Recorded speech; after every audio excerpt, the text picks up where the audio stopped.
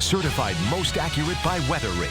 Now your First Warn 5 forecast with meteorologist Claire Cameron.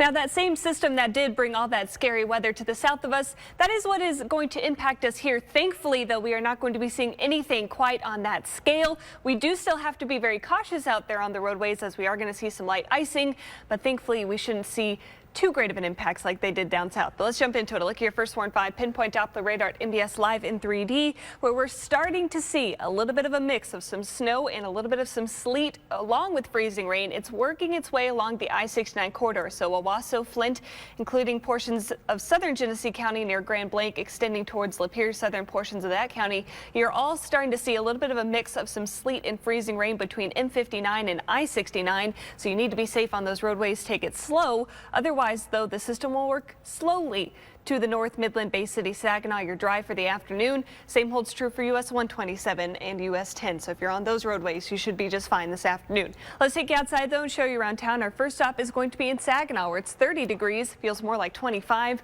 Winds on the light side and coming in from the south. That should help pull in some warmer temperatures, but as long as we stay below freezing, that little bit of a mix is going to stay on the frozen side. Let's take you out to our next stop. That is going to be in Midland, where it's 29 degrees there. Traffic moving along okay, as it's still pretty quiet for the time being. Let's take you out to our last stop. That is going to be in downtown Flint, where it's 31 degrees, so you're hovering just below freezing, and you'll start to see a little bit of that wintry mix work its way closer to you, probably within about 15 minutes or so.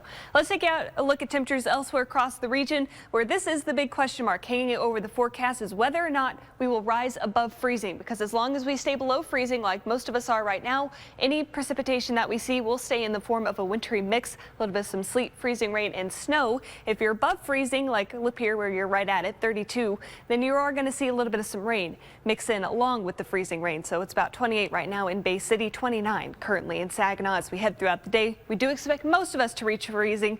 After that, though, we are going to fall below it overnight. So let's take a look at your First Warn 5 sky tracker as this whole system tries to work its way farther to the north, noticing that pink mixing in with that purple, so a little bit of some sleet and freezing rain mixing along the I-69 corridor. If you're heading south towards Detroit, you're going to run into some problems as it is going to be pretty icy, but this system is a large one and it still has a lot to go before we are done with this by early Tuesday morning when the rain arrives. So let's walk you through it together hour by hour, where you can see a lot of the system happening. By 3 o'clock, as the kids are getting out of school, we still have some dry air in place, so I think most of us will be dry. The one exception, the I-69 corridor, heading towards around 4:30, 5 o'clock in the afternoon, just in time for the evening commute.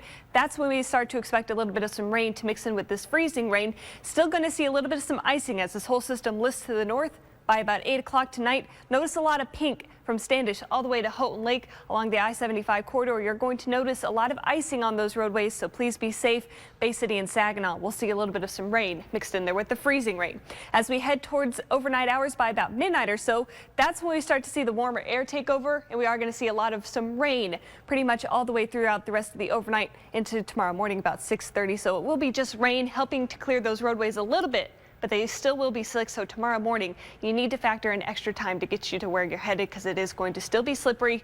Thankfully, though, after that, we are going to dry out. So your ice predictor, I want you to take a close look at this. You could see 1/10 of an inch, possibly a little bit over 1/10 of an inch towards Clare and Mount Pleasant counties. You need to be aware of that, because even if it's just under 1/10 of an inch like Caro and Saginaw, it is still enough that those roadways are going to be very slippery, and you really need to pay attention on those roadways. Give yourself plenty of time to get to where you're headed, not only tonight, but for tomorrow as well. So for tonight, or today, 33 degrees going to be the overall high. Tonight we drop down to only about 31 degrees with a little bit of a wintry mix continuing, and those roads very slick, so please be safe. By tomorrow, though, the rain takes over, and then we're warming up for the rest of the week. So it's just tonight that we're keeping our close eye on, and we all need to be safe on those roadways.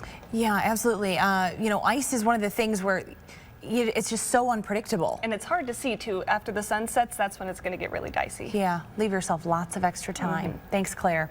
Well, winter weather marvel draws in hundreds